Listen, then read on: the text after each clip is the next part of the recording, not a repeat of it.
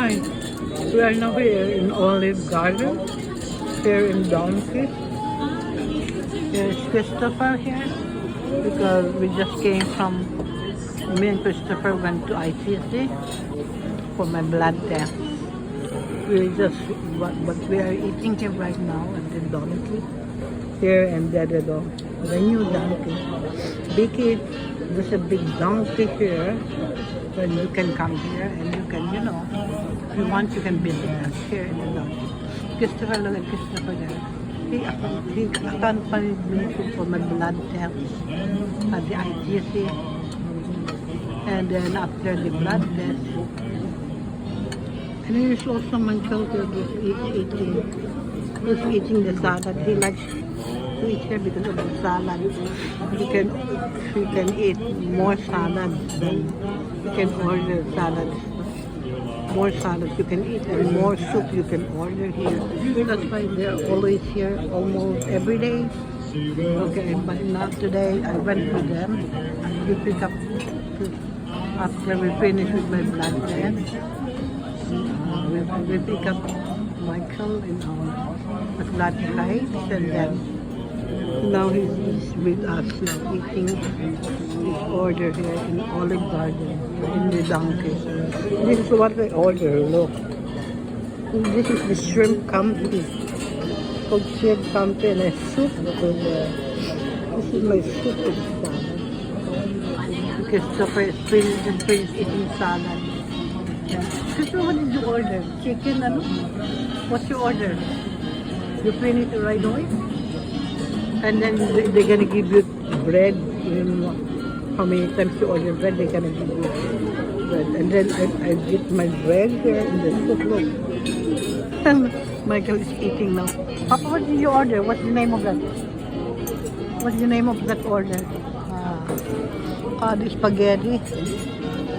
The noodle is called spaghetti. But a sauce on top. Look, he likes it here. He has appetite here when he comes in. That's why he likes to come in. Now I'm eating now my bread, dipping it in the soup. And you can order different kinds of soup. After you finish with the soup, I can order another soup. That's why we like it here in Olive Garden. And there are many customers coming here almost every day according to the Camote. Last night they come here to Donkey. And bought again the Camote. The Camote is very, very sweet. And then I haven't eaten my shrimp confit yet too. Papa is already eating. And all of the seats are still in the costume. But Christopher is finished eating, but he is very sleepy. Maybe after this, we can go home and let him go to sleep first. And maybe this afternoon, we can come back here after he finishes. Christopher, take a rest first and then come home. They didn't put chest.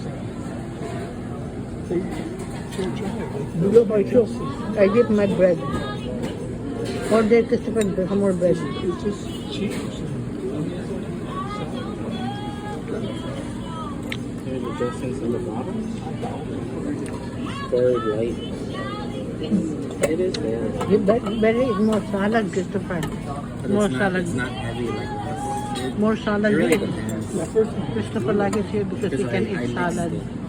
But when he was driving from the ITC, we went to ITC for my blood test. He was almost very sleepy in the car.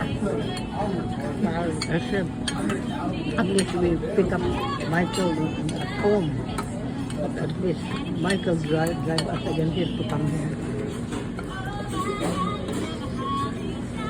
You're gonna order some more. Look, I haven't touched my order.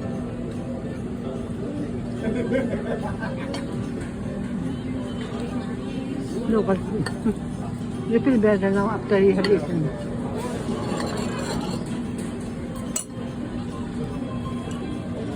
Order some more of this bread. She has appetite. Papa has appetite. Look at her. Look at the decoration after.